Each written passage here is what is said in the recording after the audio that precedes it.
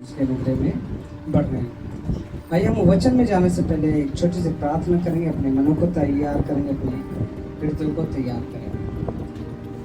Hallelujah. ईश्वर आगे धन्यवाद है तमाम परमेश्वर सर्वशक्तिमान स्तुति के योग्य पिता, प्रिय पिता, सच में ये आपको भाता कि पिता आपके लोग प्रभु आपके सम्मुख आए और प्रभु जी आपके साथ प्रभु जी बातचीत को करे, आपके साथ संगति को करे। प्रिय परमेश्वर खास कर पिता आपके कहे हुए वचनों को प्रभु अपने जीवन में अधिकारी से बसने दे पिता, ताकि सच में वे लोग उद्धार पा सके और प्रभु बहुत आय से आशीष पाने पाए।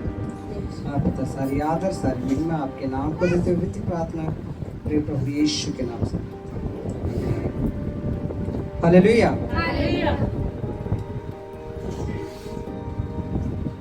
आज मैं एक विषय के बारे में बात करना चाह रहा था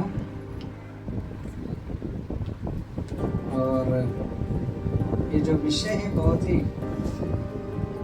है ना मुश्किल भरा होता है और बहुत कठिन शब्द है ये, जिसको कहते हैं मन। आज का विषय क्या है? मन है।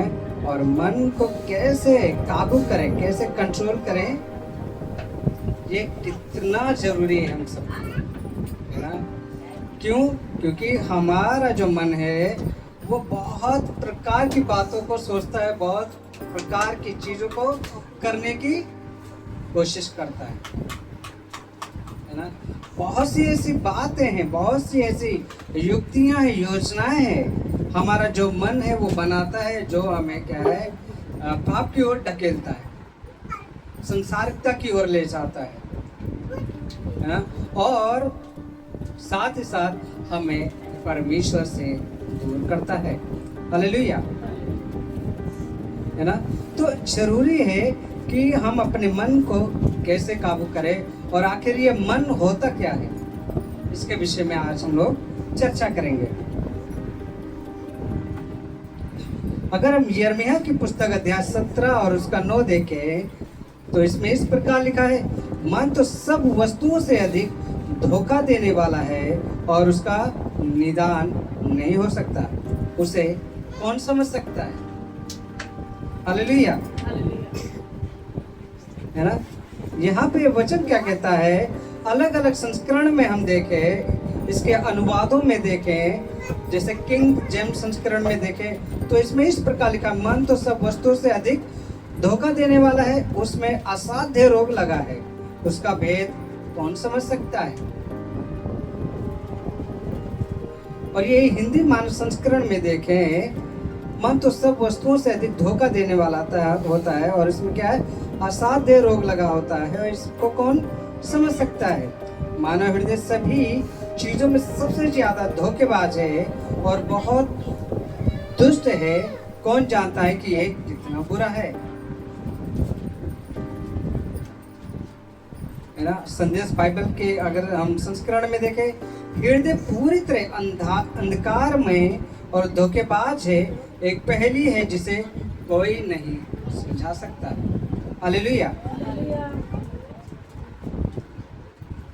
मन तो सब वस्तुओं से अधिक धोखा देने वाला होता है और अत्यंत भ्रष्ट होता है, उसका भेद कौन समझ सकता है?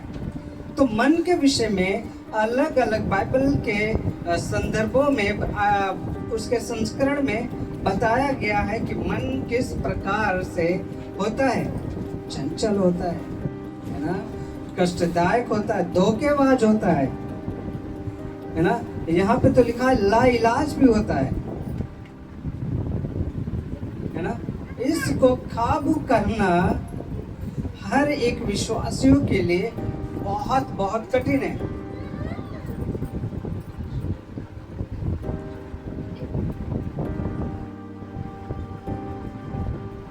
अगर हम यिर्मयाह के 17-19-9 को हम अगर उसको व्याख्या करें तो इसमें इस प्रकार लिखा है, यहूदियों की मूर्ति पूजा और प्राणी विश्वास का स्रोत यही है ना? यही पाप उनके विनाश का कारण थे और यद्यपि यहाँ जो कहा गया है वह विशेष रूप से उनके हृदयों के लिए लागू होता है, फिर भी सामान्य रूप से ये प्रत्येक मनुष्य के हृदय के लिए सत्य है जो धोखेबाज और धोखा देने वाला है। और जिस व्यक्ति का हृदय यह उसे धोखा देता है, उसे पाप के संबंध में ले जाता है। ये उसे आनंद की धारणा के तहत प्रस्ताव देता है, उसमें बहुत कुछ देने का वायदा करता है।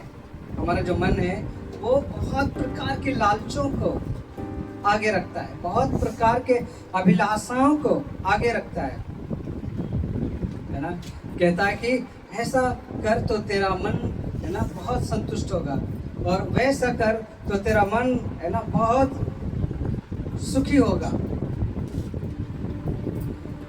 मन को काबू करना, मैंने जैसे बोला कि हर एक विश्वासियों के लिए बहुत कठिन होता है ना।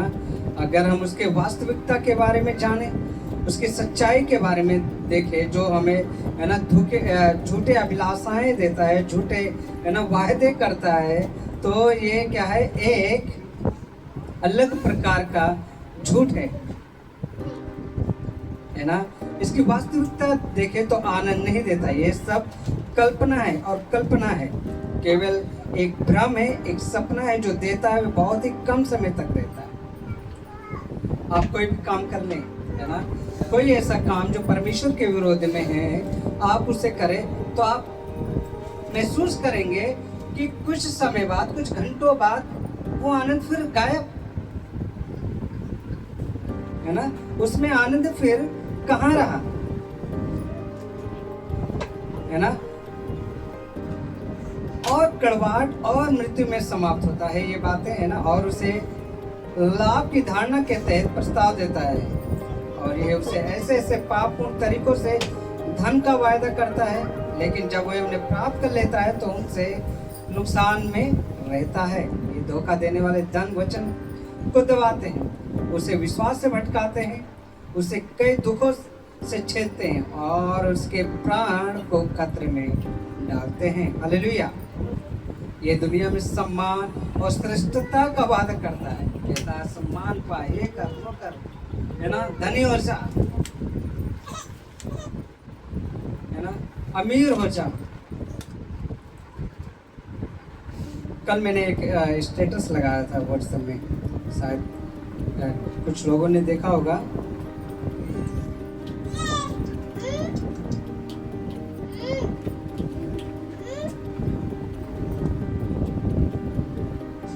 हट गया वो है ना। उसमें इस प्रकार से बताया गया था कि जो मनुष्य अपने आप को सोचता है कि मैं इंजीनियर बन जाऊं, मैं डॉक्टर बन जाऊं, मैं ये कर लूं, मैं वो कर लूं है ना, बहुत लंबी लंबी योजनाएं बनाता है ना। मन से क्या है, बहुत सारी योजनाएं, बहुत सारी इच्छाओं को रखता है, लेकिन क्या हो कि अगले ही पल उसकी मृत्यु हो जाए, सारी कहानी, सारी बातें क्या है, वहीं की वहीं रह जाएगी है ना। वो सोचता है कि परमेश्वर से अलग हटकर वो सब कुछ कर सकता है ना, लेकिन ऐसा नहीं है। परमेश्वर से हटके आप कुछ भी नहीं कर सकते, बाइबल कहती है ना। और अगर आप परमेश्वर के करीब रहते हैं, परमेश्वर को पहला स्थान देते हैं, तो सच में परमेश्वर आपको उस ऊंचाई तक ले जाएगा जहां की आपने कल्पना भी नहीं की होगी। हालेलुया।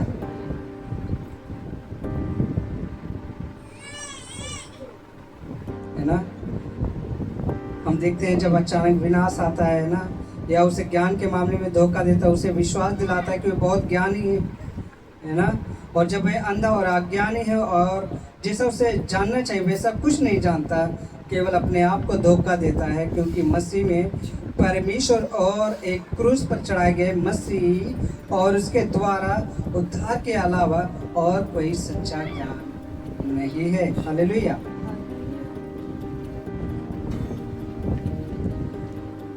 ये धर्म के व्यवसाय में धोखा देता है।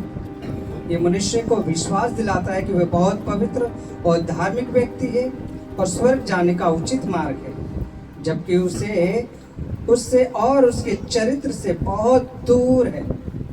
इस प्रकार उसे ये सुझाता है कि कामुकता या वासना या मन की आंतरिक क्रियाएं पाप नहीं, और केवल इसी सिद्धांत पर यह माना जा सकता है कि धर्म परिवर्तन से पहले शाऊल या किसी अन्य व्यक्ति को ऐसी भूल में ले जाया गया जिससे यह निष्कर्ष निकला कि व्यवस्था की धार्मिकता के संबंध में वह निर्दोष था, है ना। और यह अन्य पापों को केवल पाप, छोटे पाप है ना के रूप में प्रस्तुत करता है। उन्हें कहता है, मन हमें क्या है, छोटे छोटे पाप को कहता है कि ये बहुत छोटा पाप है, इसमें तुम्हें डरने की जरूरत नहीं है ना। तुम अब प्रभु में आ गए तो कोई बात नहीं, पाप करते रहो। और इसी प्रकार की बहुत सारी अभिलाषाओं में, है ना, जो हमारा मन है वो ले जाता है। काम करने का मन नहीं करता, है ना, और भी चीज़ों को मन नहीं करता, मेहनत करने के लिए मन नहीं करता है, या किसी चीज में आगे बढ़ने में, या प्रभु के वचन को पढ़ने का मन नहीं करता, या प्रभु से प्रार्थना करने का मन नहीं करता, है ना। और संसार की अभिलाषाओं में आनंद होता है। इन बातों को सोचकर क्या है, मनुष्य परमेश्वर से दूर होता चला जाता है ना। इसलिए मनुष्य का जो मन है वो चंचल है ना। मन हमें या तो परमेश्वर की ओर और या संसार की ओर ले जाता है ना। उत्पत्ति 8:21 में देखें, मनुष्य के मन की कल्पनाएं बचपन से ही बुरी होती आई है। हालेलुया।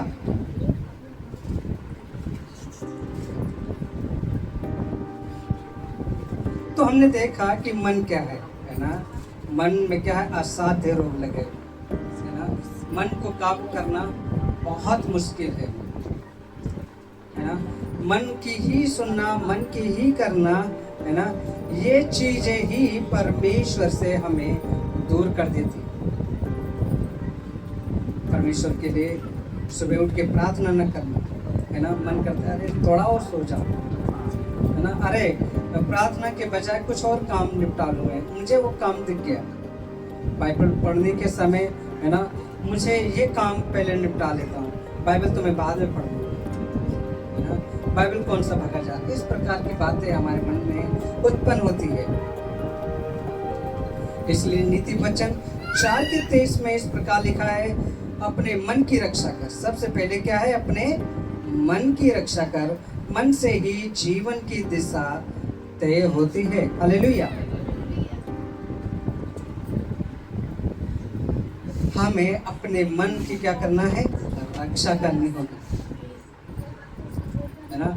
और बिना मन को काबू करे, बिना मन की, है ना, सुरक्षा करे, हम परमेश्वर में बढ़ नहीं सकते।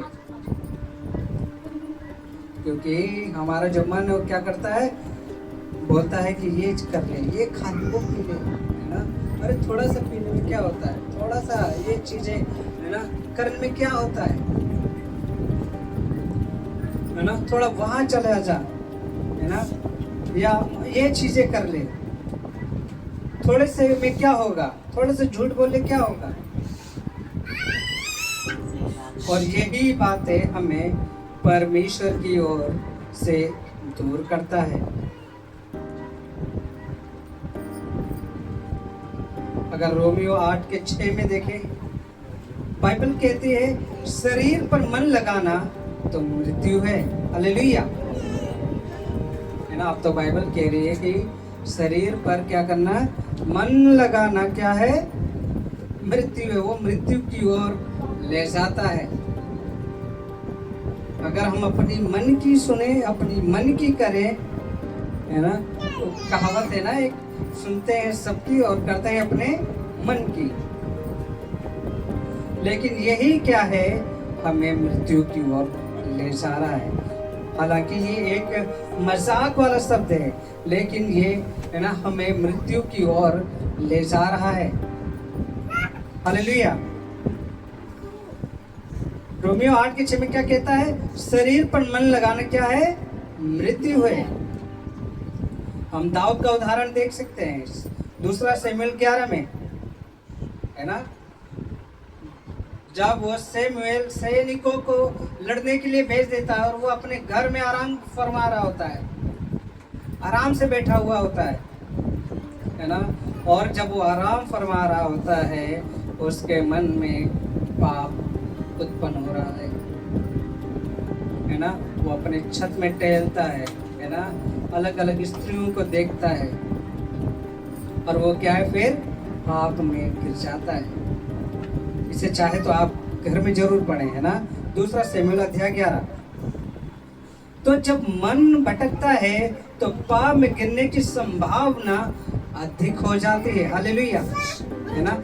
जब आप अकेले होते हैं, तन्हा होते हैं, कोई आसपास नहीं होता है, तो आपका जो मन है, आपका जो विचार है, वो आपको पाप की ओर ले जा सकता है।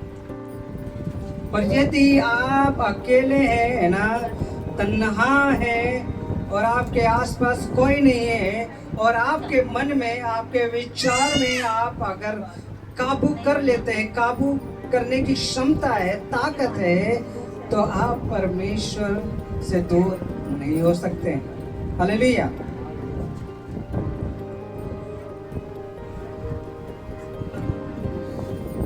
इसलिए जरूरी है,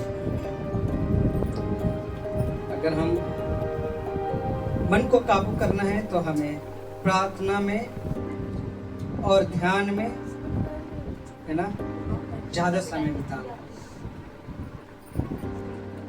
जब भी अकेले हो या कहीं जा रहे हो, अकेले जा रहे हो, अधिक समय आप परमेश्वर से बातें करते है ना। आपके मन में शैतान बहुत सारी बातें डालेगा, इसके बारे में, उसके बारे में, ये विचार, वो विचार, बहुत सारी योजनाएं डालेगा। लेकिन आप अपने ध्यान को और अपने प्रार्थना को अगर परमेश्वर की ओर करते हैं, सच में आप क्या है, पाप में नहीं गिरेंगे। फिर आपका जो कंट्रोल है मन में, वो अधिकता से बढ़ेगा। हालेलुया। फिलिपियर 4 उसका 6 और 7 में इस प्रकार लिखा है, चिंता नहीं, प्रार्थना करें, है ना। प्रार्थना से क्या होता है, मन को स्थिरता मिलती है, मजबूती मिलती है ना। बाकी चीजों को ना सोचकर, बाकी बातों को ना करके, बाकी बातों को मन में ना आने देकर क्या करना है, सिर्फ और सिर्फ प्रार्थना करना है ना। ये मैं नहीं, बाइबल कहती है। फिलिपियर 4 के उसके 6 और 7 में इस प्रकार लिखा है।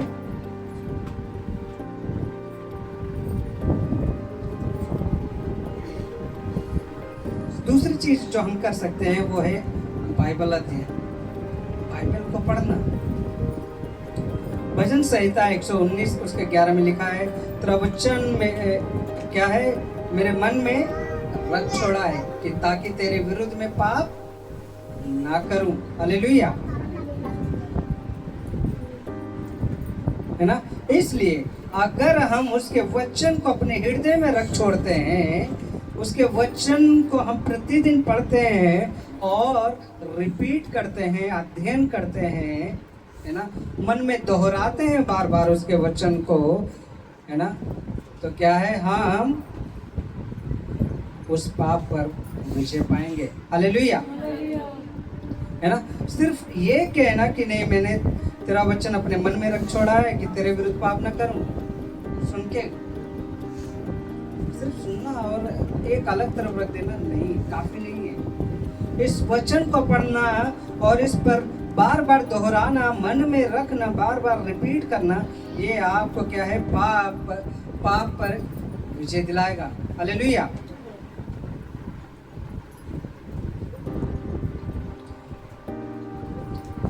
और अगर इन बातों में आप, है ना, काबू पा चुके, अगर आपने काबू पा लिया, तो आपके अंदर आत्मा का फल आएगा। हालेलुया। जैसे गलातियों 5 के 22 में लिखा, संयम और आत्म संयम, है ना। आत्मा के फल से क्या है, मन नियंत्रित होता है। कंट्रोल करना, अपने आप को काबू करना, अपने मन को, अपने विचार को, अपनी सोच को क्या है, काबू करना, नियंत्रण करना, ये बाइबल हमें सिखाती है। और ये फल अगर हमने अपने जीवन में रख लिया और उसके अनुसार जीवन को डाल दिया तो हमारे मन में क्या है, हमारे जीवन में फलवंत होते जाएंगे। हालेलुया। तीसरी बात हम कर सकते हैं, बुरी संगति से हमें बचाव के लिए क्या कर सकते हैं। पहला कुरिन्थियों 15:33 में लिखा है, बुरी संगति अच्छे चरित्र को बिगाड़ देती है। हालेलुया। अब आप इस बात पर विचार करें, अब आप इस बात पर सोच को रखें, है ना, इसको ध्यान दें कि आपकी जो संगति है वो कैसी हो रही है,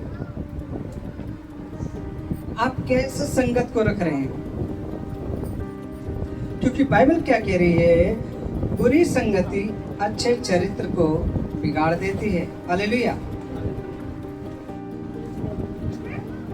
है ना।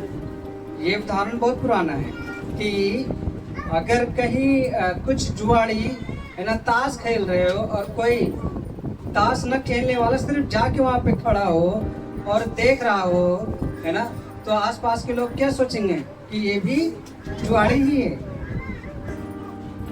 है ना। समझ रहे हैं ना मेरी बातों को, कि अगर आप कैसी संगति रख रहे हैं, बुरी संगति रख रहे हैं या अच्छी संगति रख रहे हैं, ये आपको तय करना है ना। क्योंकि अगर आप बुरे लोगों के साथ घूमते फिरते हैं, उनके साथ रहते हैं, खाते पीते हैं, तो वह क्या आपके जीवन पर, है ना, प्रभाव डालता है। आपके जीवन पर क्या करता है, प्रभाव डालता है। यहाँ पे बाइबल क्या कह रही है, बुरी संगति अच्छे चरित्र को क्या कर देती है, बिगाड़ देती है।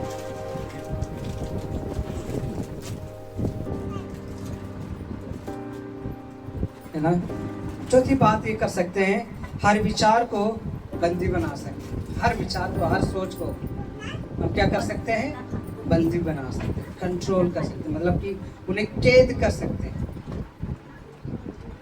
दूसरा कुरिन्थियों 10:5 में इस प्रकार लिखा है, विचारों को मसीह के अधीन लाना, है ना। गलत विचार आते ही, गलत सोच आते ही, है ना, गलत ख्याल आते ही प्रार्थना करें। ये बचाव का सबसे बड़ा हथियार है आपके लिए, है ना। ऐसा ना हो कि परमेश्वर ने आपको, है ना, बहुत बढ़ाते जा रहा है और फिर भी आप क्या है, पाप की ओर बढ़ते जा रहे हैं। शैतान आपको गिराते जा रहा है और आप समझ नहीं पा रहे, आप सोच रहे हैं ओ बहुत आनंद आ रहा है, बहुत मजा आ रहा है, बहुत अच्छा लग रहा है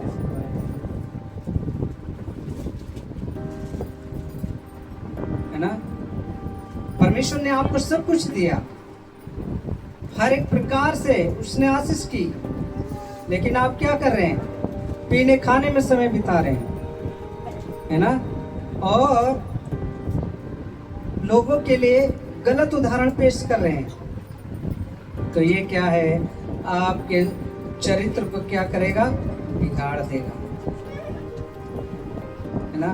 फिर आप क्या है, परमेश्वर की ओर नहीं जा रहे हैं, शैतान के अधीनता में जा रहे हैं, उसकी गुलामी में जा रहे हैं।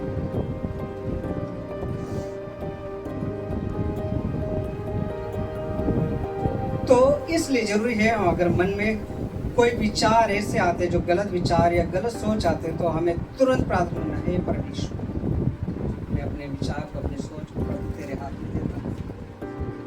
ये जो शैतान की ओर से आता है, इसे खत्म कर,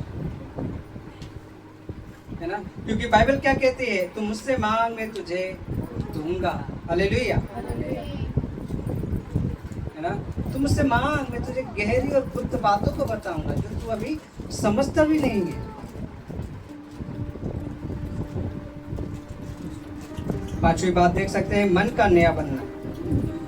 रोमियो 12:2 में इस प्रकार लिखा है, मन के नए होने से क्या है, रूपांतरण होता है ना। तुम्हारे मन के नए होने से क्या है, तुम्हारा जीवन बदलता जाए। अब जब तुम मसीह यीशु में हो तो क्या है, तुम नई सृष्टि हो। हालेलुया। अब तुम क्या हो? नई सृष्टि हो चुके। फिर तो अब हमारी पुरानी सोच, पुरानी विचार, पुरानी बातें, पुराना मनुष्य, तो पुराना जीवन सब सब सब खत्म हो चुका है। फिर हम उसे क्यों दोहराए बात? मैंने कुछ सालों पहले है ना सियार पार्क में पास्टर स्टेन लाने से इस प्रचार को सुना था कि जब हम है ना मसीह में आते हैं तो हम क्या है, नए वस्त्र को पहन लेते हैं, नए वस्त्र को धारण कर लेते हैं और पुराने कपड़े को उतार देते हैं। उदाहरण के लिए जब हम गंदे और एकदम मैले कुचेले कपड़े पहने हो और हम नहाने के बाद क्या करेंगे? क्या फिर से उसी पुराने कपड़े को पहनेंगे? नहीं पहनेंगे। वैसे ही हमारा जो जीवन है, हमारा जो सोच विचार है, वो नए होते जाना चाहिए, नए नए होते जाना चाहिए, ना कि पुरानी बातों को, पुरानी सोच को, पुराने विचारों को बार बार दोहराना चाहिए, है ना। पुरानी आदतों को बार बार दोहराना चाहिए।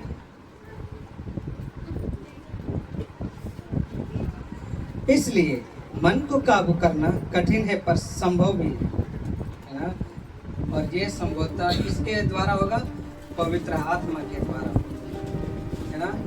आपके लिए मुश्किल तो है लेकिन नामुमकिन नहीं है। हालेलुया, है ना।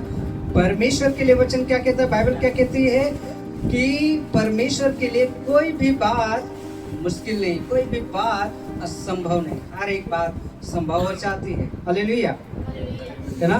मन को काबू करना कठिन है पर संभव है पवित्र आत्मा के द्वारा। ये 26:3 में इस प्रकार लिखा है, जो तुझ पर स्थिर रहता है उसकी तू शांति से रक्षा करता है। हालेलुया।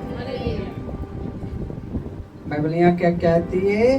जो तुझ पर स्थिर रहता है, जो अपने मन को लगाता है, अपने हृदय को लगाता है, अपनी सोच को लगाता है, हर एक बात में सबसे पहला स्थान परमेश्वर को देता है, तो परमेश्वर क्या करता है?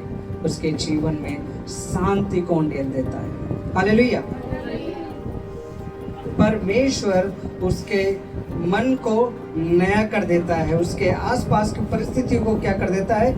बदल देता है। हालेलुया।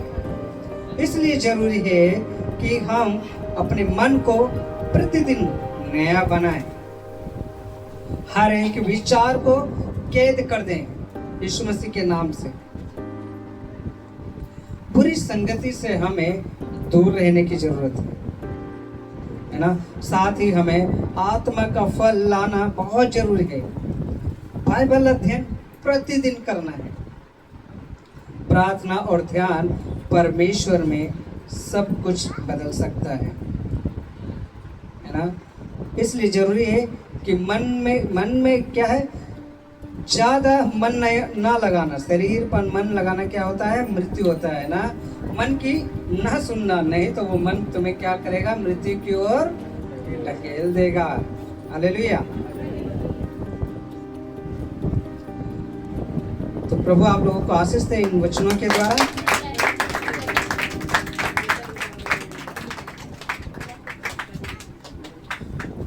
आइए हम अपनी आंखों को बंद करेंगे, प्रार्थना करेंगे।